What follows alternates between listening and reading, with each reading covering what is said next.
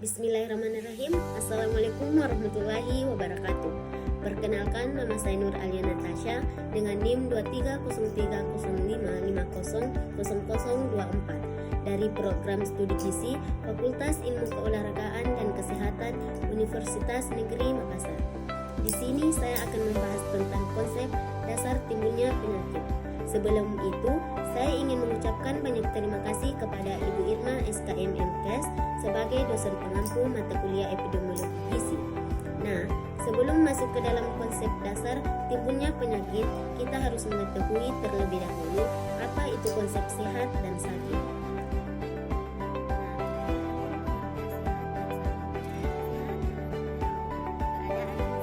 Baik fisik, mental maupun sosial, tidak hanya terbebas dari penyakit atau kelemahan atau cacat. Sakit menurut WHO, kondisi yang kurang menyenangkan yang dialami seseorang sehingga menimbulkan gangguan pada aktivitas sehari-hari, baik jasmani maupun sosial. Selanjutnya, konsep terjadinya penyakit. Penyakit adalah kegagalan dari mekanisme adaptasi suatu organisme untuk bereaksi secara tepat terhadap rangsangan atau tekanan sehingga timbul gangguan atau fungsi struktur dari organisasi atau sistem tubuh. Nah, selanjutnya konsep dasar terjadinya penyakit. Yang pertama yaitu segitiga epidemiologi, yang kedua roda atau well. Nah, yang ketiga itu saya akan menjelaskan jaring-jaring sebab akibat. Nah, jaring-jaring sebab akibat. Sesuatu penyakit timbul oleh karena akibat beroperasinya berbagai faktor baik dari agen, host atau penjamu, dan lingkungan. Dulu dikenal pendapat bahwa penyakit terjadi karena penyebab tunggal atau single caution. Dengan perkembangannya penyakit, maka pendapat ini tidak bisa diterima. Dewasa ini berkembang pendapat bahwa penyakit terjadi dikarenakan ada penyebab yang majemuk. Di dalam usaha para ahli untuk mengumpulkan pengetahuan mengenai timbulnya penyakit, mereka telah membuat model-model timbulnya penyakit dan atas dasar model-model tersebut dilakukan eksperimen terkendali untuk menguji sampai di mana kebenaran dari model-model tersebut. 3 model dikenal yaitu segitiga epidemiologi, yang kedua epidemiologi, yang ketiga jaring-jaring sebab akibat. Nah, menurut model ini, suatu penyakit bergantung pada satu sebab yang berdiri sendiri, melainkan merupakan serangkaian proses sebab dan akibat. Menurut model ini, perubahan dari salah satu faktor akan mengubah keseimbangan antara mereka yang berakibat bertambah atau berkurangnya penyakit yang bersangkutan. Dengan demikian, timbulnya penyakit dapat dicegah dengan memotong rantai pada berbagai titik. Misalnya, berdasarkan metode itu, dalam usaha memerangi masalah gizi, kita harus melakukan intervensi berdasarkan penyebab utama dari masalah gizi.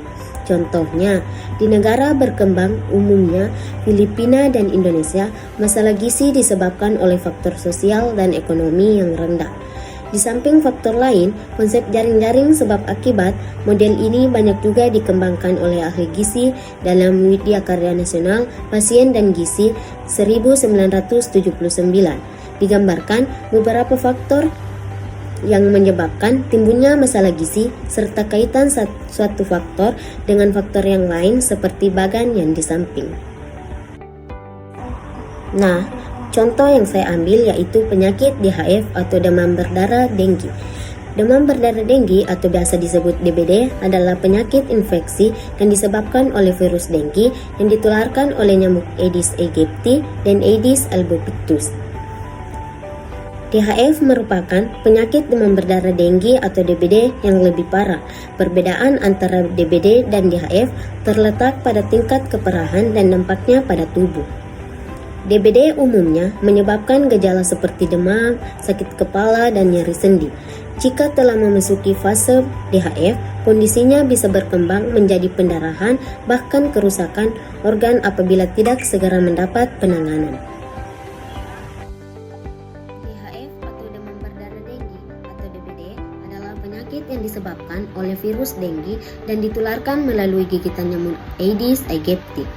Gejala awal biasanya mirip dengan demam tinggi biasa seperti demam tinggi mendadak, sakit kepala, nyeri di belakang mata, nyeri otot dan sendi, serta ruam pada kulit. Namun, pada ADHF, gejala lebih parah dan disertai tanda-tanda pendarahan seperti mimisan, gusi berdarah, atau munculnya bintik-bintik merah di kulit. Pencegahan utama adalah menghindari gigitan nyamuk dengan cara memberantas sarang nyamuk, menggunakan obat nyamuk, serta mengenakan pakaian yang menutupi tubuh. Nah, selanjutnya, timbulnya penyakit memang dapat dicegah atau dihentikan dengan memotong mata rantai penyebarannya pada berbagai titik. Dalam konteks penyakit menular, strategi ini sering disebut sebagai memutus rantai penularan.